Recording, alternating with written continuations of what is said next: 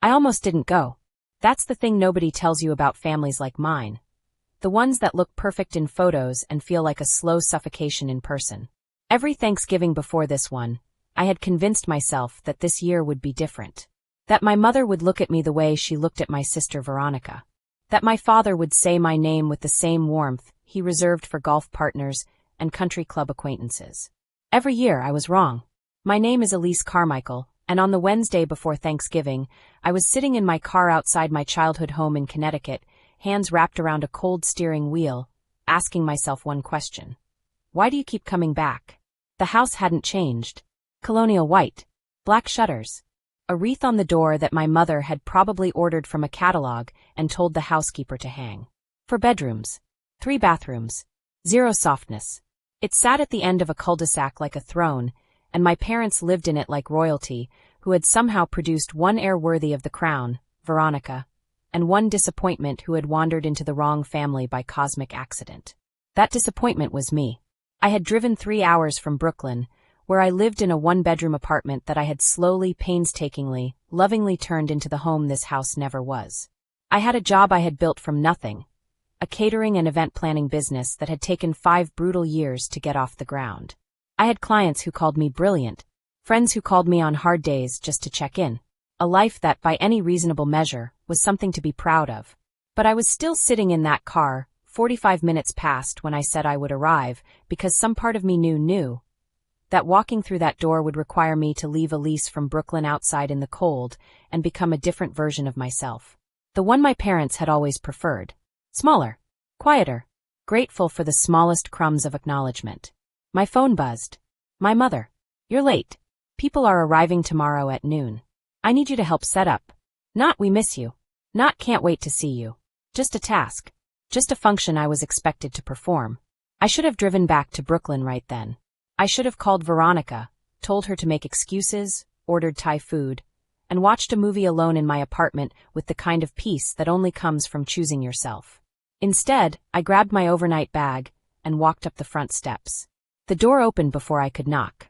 My mother stood in the frame, wearing a cashmere cardigan in deep burgundy, her silver hair perfectly set, her eyes doing that thing they always did, scanning me from head to toe with the precise efficiency of a customs agent looking for contraband. You look tired, she said. No hello. No hug. Just an assessment.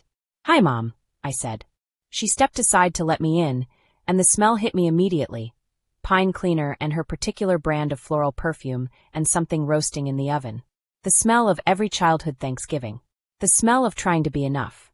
My father appeared from his study, reading glasses pushed up on his forehead, a gesture I had always associated with being briefly tolerated. Elise, he said. Not quite warm, not quite cold. Neutral. The way you might greet a repairman who had shown up on schedule. Dad. Good drive. Fine. And that was it. That was our reunion. My mother was already walking toward the kitchen, listing everything that still needed to be done, and my father had retreated back to his study, and I was standing in the foyer of my childhood home with my bag over my shoulder, completely invisible. Veronica came downstairs 20 minutes later, and the house transformed. My mother laughed. My father emerged from his study. The temperature in every room climbed several degrees in her presence, the way rooms do when the person everyone was waiting for finally arrives. Veronica was 2 years older than me, and had always worn the golden child crown with the ease of someone who genuinely didn't notice it was there. She wasn't cruel. That was the complicated part. She was warm and funny and effortlessly charming, and she had no idea, or perhaps chose not to see, the way the world bent differently for her in this house. She hugged me. I'm so glad you came, she said, and she meant it, which somehow made everything harder. That night I set the table. I folded napkins. I polished the silver candlesticks. I carried boxes of extra chairs from the basement while my mother supervised and my father and Veronica sat in the living room laughing about something I couldn't hear. I told myself it was fine. I told myself tomorrow would be fine. But just before midnight, as I was washing the last of the prep dishes, I overheard my mother on the phone with her sister. My Aunt Patricia, who would be arriving with her husband and 3 adult children the next morning. And what I heard my mother say stopped my hands in the water. I stood completely still, soap suds cooling around my wrists, because I needed to make sure I had heard it correctly. I had. And suddenly, the question wasn't why do you keep coming back? The question was, what are you going to do about it? Thanksgiving morning arrived gray and sharp, the kind of November day that presses against windows like it has somewhere to be. I hadn't slept well. I had lain in my childhood bedroom, which my mother had converted into a guest room the year I left for college, erasing every trace of me with decorator efficiency. Staring at a ceiling that used to be mine, turning over what I had heard. My mother's words exact and casual as a grocery list. Oh, Patricia, you know Elise. She's just here to help with the cooking and serving. You know how she is, more comfortable in the background. Don't expect much from her at the table. She had laughed after that. A light, dismissive sound. I had pressed my back against the kitchen wall and breathed slowly through my nose until the urge to walk into that living room passed. More comfortable in the background. I had built a business. I had hired 12 employees. I had catered a state senator's fundraiser and a Forbes 500 executive's wedding. I had been written up in a regional magazine last spring with the headline, "The Woman Reinventing Connecticut's Event Scene." And my mother had texted me a single word when I sent her the link. Nice. And I was more comfortable in the background. I got up at 7 and helped prepare anyway, because that's what you do when you've spent 34 years performing a particular role. You show up. You chop the celery. You baste the turkey. You arrange the appetizer platter with the same hands that sign contracts and shake the hands of clients who respect you. And you do it without being asked, because asking was never something that was made easy. The guests began arriving at noon. Aunt Patricia came first, sweeping in with the energy of a woman who had been the most important person in every room she'd ever entered and fully intended to keep that streak alive. Her husband Gerald followed, quiet, agreeable, a man who had spent 40 years perfecting the art of strategic invisibility. Their children, Brooke, 29, a corporate attorney with a handshake like a closing argument. Derek, 32, recently promoted to something impressive in finance that he would mention unprompted at least 4 times.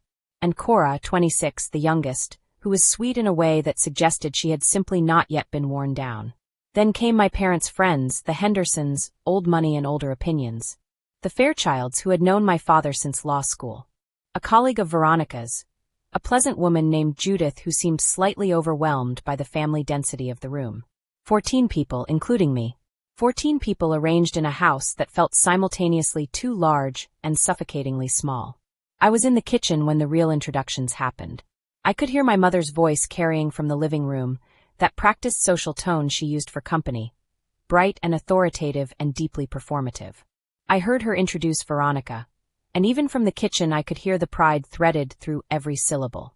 Veronica just made partner at the firm. We are so incredibly proud. Applause. Actual applause. Then I heard my father add something and more laughter, and I imagined Veronica doing that thing she did when complimented. The gracious deflection that somehow made people admire her more. I carried a tray of appetizers into the living room. My mother spotted me in the doorway, and her expression shifted almost imperceptibly.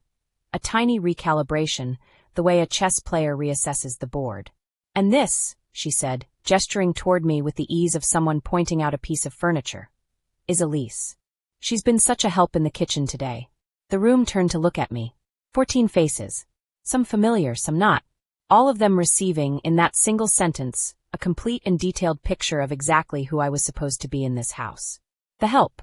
Aunt Patricia smiled the way people do when they're pretending something isn't awkward. Oh, wonderful. It all smells just amazing, dear. Dear. Like I was a waitress she was being generous to. Derek was already looking back at his phone. Brooke had turned back to my father to continue a conversation. The Hendersons were reaching for appetizers off my tray. And I stood there in the doorway of my parents' living room, holding a silver platter, wearing the smile of a woman who has been erased from her own family portrait so many times that the absence has started to feel like presence. I thought about the speech I had drafted in my head at 2 in the morning. I thought about whether I was brave enough to actually say it. I thought about what it would cost me, and what it would cost me not to. And then Aunt Patricia, in the bright, incurious voice of someone making conversation, turned to my mother and said, "I didn't know you had household help for the holidays. How lovely." My mother opened her mouth to respond. And something inside me, something that had been quiet for 34 years, decided it was done being quiet. If you're listening right now, help me prove something wrong. My mother said I wouldn't even reach 100 subscribers, but I believe stories like this deserve to be heard. Help me show her that these tales matter. Please subscribe and let's keep breathing life into stories that were never meant to stay silent. Now let's continue. Here is what I have learned about silence. There is the silence of empty rooms, and the silence of held breath. There is the silence of discomfort, and the silence of shock. There is the silence that follows an apology, and the silence that precedes one. And then there is the silence of 14 people suddenly understanding that they have been in the middle of something without realizing it. That last one is the rarest. And the loudest. But I need to tell you what happened in the 4 seconds before the silence, because those 4 seconds changed everything. And they didn't happen the way I had planned. When Aunt Patricia made her comment about the household help, I felt something happen in my chest. Not anger exactly. It was older than anger. Cleaner. It was the feeling of a decision finalizing, the way a door doesn't so much slam as simply close, firmly and completely, with a sound that tells everyone in earshot that this particular room is no longer accessible. I set the appetizer tray down on the coffee table. That was the first thing people noticed. A tiny act. A small physical statement. I am putting this down. My mother's eyes tracked the movement of my hands the way a hawk tracks something moving in tall grass. Actually, I said, and my voice was so calm it surprised me, I'm not the household help. The room had not yet gone fully silent. There was still the ambient sound of social gathering. 2 people murmuring near the window, the clink of a glass, the faint sound of something simmering in the kitchen. But my mother's face had changed. A warning had appeared in it, broadcast on a frequency that only I could receive, a frequency I had been tuned to for 34 years. Don't. I looked at her. And for the first time in my adult life, I looked at her the way you look at someone you love, but are no longer afraid of. My name is Elise Carmichael, I said, and I said it to the room. All of it. All 14 faces. I'm the founder and owner of Carmichael Events. You may have seen our work if you attended the Whitmore Gala in September, or Senator Aldrich's campaign dinner last spring. I drove 3 hours to be here today, and I spent this morning in the kitchen not because I'm the help, but because that's what you do for family. The murmuring near the window had stopped. The glass had stopped clinking. I've been coming to this table my whole life, I continued. And my whole life, I have been introduced as an afterthought. The quiet one. The one more comfortable in the background. The one who's just here to help. I looked at my mother. She had gone very still. Last night, I heard you tell Aunt Patricia not to expect much from me at the table. A sound from across the room. I think it was Cora, the youngest cousin, a small sharp intake of breath.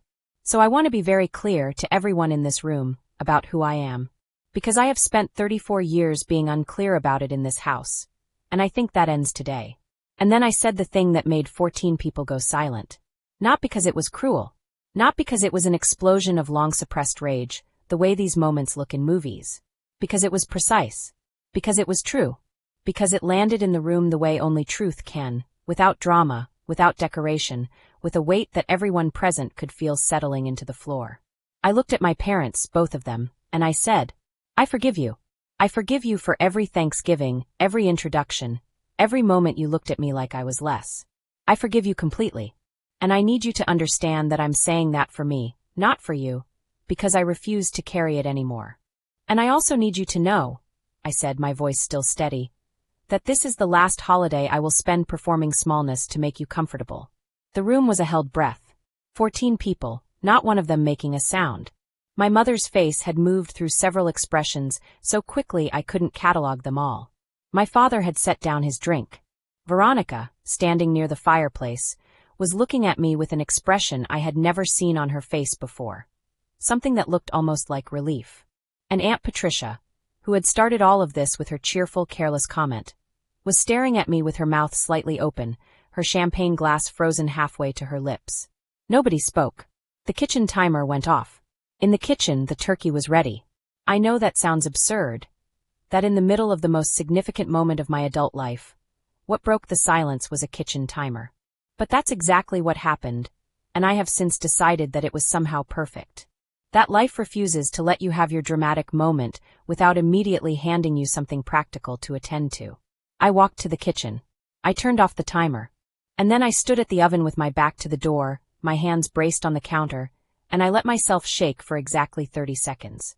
Because here is what nobody tells you about saying the true thing. It doesn't feel triumphant, not at first. It feels like free fall. Like you've stepped off something very high, and you're still waiting to find out if you can fly. I heard footsteps behind me. I expected my mother. Or my father. I had prepared in some loose and imprecise way for that conversation. The defensive one, the diminishing one, the one where years of entrenched dynamic reassert themselves and my bravery gets quietly sanded down into an apology. But the footsteps were lighter than my mother's. Elise. It was Veronica. I turned around. She was standing in the kitchen doorway, and her eyes were red in the corners, which was so unexpected that for a moment I simply stared at her. I didn't know, she said. About last night. What she said on the phone. She paused. Or I didn't let myself know. Which I think might be worse. I looked at my sister. Really looked at her, the way you look at someone when you're deciding whether to trust them with something you've been carrying alone. Veronica. No, let me. She pressed her fingers briefly to her mouth. I have benefited from this. From the way things are in this family. I know that. And I told myself it wasn't my responsibility to fix it, because it wasn't my behavior, and I think that was a very convenient thing to tell myself. Outside the kitchen, I could hear the low murmur of the living room reassembling itself. The careful, gradual resumption of conversation that people engage in after a moment of collective shock, when everyone is simultaneously processing and pretending not to. I'm not looking for you to fix it, I told her. I know. She crossed the kitchen and stood beside me at the counter. But I want you to know I'm not going to pretend anymore either. That you're the background. That this is okay. We stood there for a moment, side by side, in the kitchen that had always been where I was most comfortable. Not because I was more comfortable in the background, but because the kitchen was the one room in this house where I actually did something. Where I had value that even my parents couldn't ignore, because the meal had to get made. What happens next? Veronica asked quietly. And I realized I didn't know. I had planned the words. I had not planned the aftermath. But before I could answer, my mother appeared in the doorway. She looked smaller than she had 20 minutes ago. This was disorienting because my mother had never looked small to me. Not once in 34 years. She had always occupied some enormous psychological space, a space that seemed to expand to fill whatever room she was in, pressing everything else, pressing me toward the edges. But she was standing in the kitchen doorway looking at her two daughters, and she looked like a woman who had just watched something she had spent decades building sustain serious structural damage, and who was only now beginning to understand that the building had never been as solid as she believed. She said my name. Just my name. Elise. And something in the way she said it, something cracked and unpolished, and entirely unlike her usual precision, told me that what was about to come out of her mouth was not a defense. Not a recalibration. Not a reassertion of the version of events she preferred. I waited. And then she said the 7 words I had not, in 34 years of auditing hope and filing it under unlikely, ever genuinely expected to hear. She said, I don't know how to see you. Not, I'm sorry you felt that way. Not the careful, politician's non-apology I had braced myself for. Not the version of accountability that protects the person offering it. I don't know how to see you. And because I have spent 34 years learning to read my mother like a difficult text in a language I never asked to study, I understood exactly what she meant. She was not making an excuse. She was making a confession. She was telling me, in the stripped, undecorated vocabulary of someone who has suddenly run out of better options, that the failure had not been indifference. It had been something more complicated and more painful than indifference. She didn't know how to see me because I was not the daughter she had imagined. I was not Veronica, the one who moved through the world the way my mother had always wanted to move through the world, assured and polished and professionally triumphant in the ways that registered on the particular scoreboard my mother's generation kept. And because I was not that, she had never developed the vocabulary for what I was. She had defaulted for 34 years to the only category she had available, useful. The help. The one in the background. The one who kept things running and expected nothing in return. I looked at her for a long moment. Veronica was very still beside me. That, I said finally, is the most honest thing you've ever said to me. My mother's chin trembled once, briefly, and then she steadied it with the tremendous force of will she had applied to everything uncomfortable her entire life. But the tremble had been there. I had seen it. I don't know how to fix it, she said. I know. But I want to. 2 minutes passed. 2 minutes of kitchen quiet, the 3 of us, my mother and my sister and me, standing in the room that smelled of roasted turkey and celery and thyme, in the house where I had learned to be invisible, in the particular ache of a moment that has been 34 years arriving. We should feed people, I said eventually. It was the most practical thing I could think of. And somehow it was the right thing because my mother almost smiled. A small, uncertain expression, like a plant that hasn't seen sun in a long time and isn't sure yet whether the light is real. Yes, she said. We should. We carried the food out together, the three of us. The meal was different.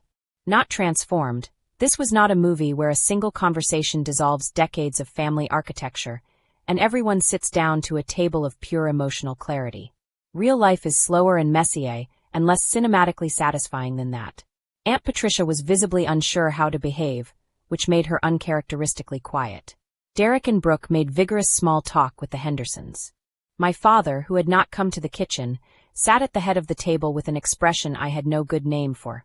Something between discomfort and a dim, struggling awareness that something important had happened that he did not yet have the language to address. But here is what was different. When my mother sat down, she gestured to the chair beside her, not the chair at the far end, not the kitchen-adjacent seat I had occupied every Thanksgiving of my life. And she said, "Elise, sit here." The table rearranged itself slightly, the way tables do when someone changes where they're sitting. Small shuffles. Adjusted chairs. I sat down next to my mother.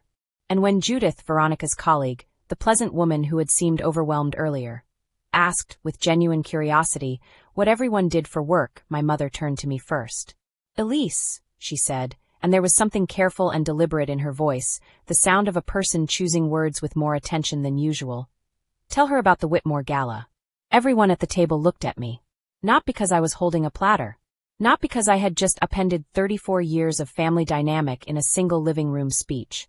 Though I suspected at least half the table was still quietly processing that. They looked at me because someone had pointed at me and said, "This person has something worth hearing." I am not going to tell you that I was composed. My hands below the table were not entirely steady. Some part of me was still free-falling, still waiting to feel the ground. But I had spent 5 years building something from nothing. I had pitched to rooms full of skeptical clients. I had talked about my work with the confidence of someone who understood its value, because I had worked too hard not to. So I talked about the Whitmore Gala, and the table listened.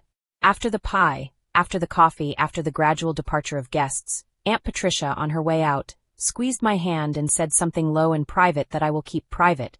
After all of it, I stood at the kitchen sink washing dishes, and my father came and stood beside me. He picked up a dish towel. He didn't say anything for a while. We stood there in the comfortable domestic rhythm of washing and drying, which is one of those activities that somehow makes silence easier, and I let the silence exist without trying to fill it. "That business of yours," he said finally. "Yes." "The senator's dinner." "That was yours." "Yes." Another pause. He dried a plate with more care than was strictly necessary.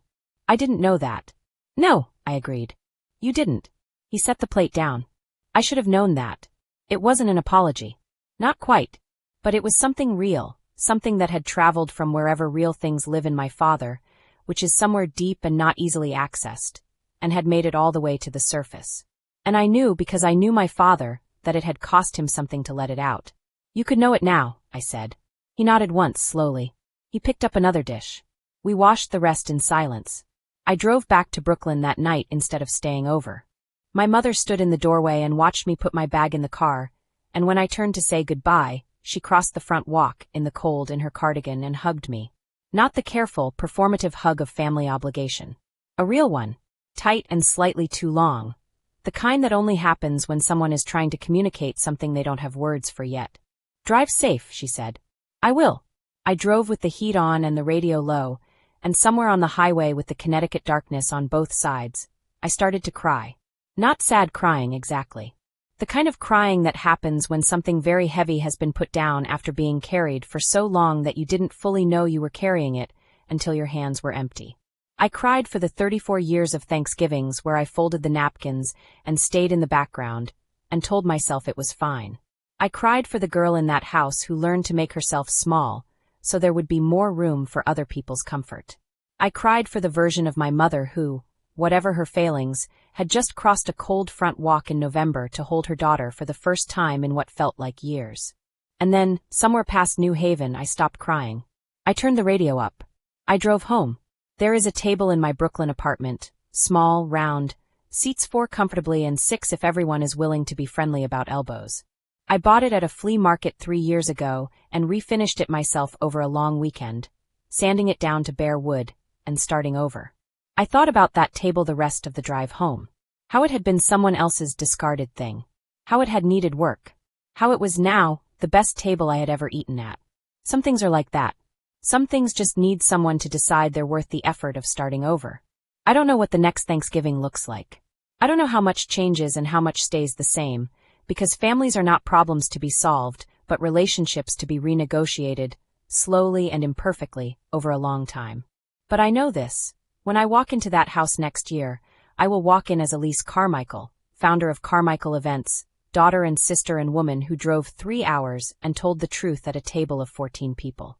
Not the help. Never again the help. I know this because I set a tray down on a coffee table, and I found my voice and 14 people went silent. And in that silence, I finally heard myself.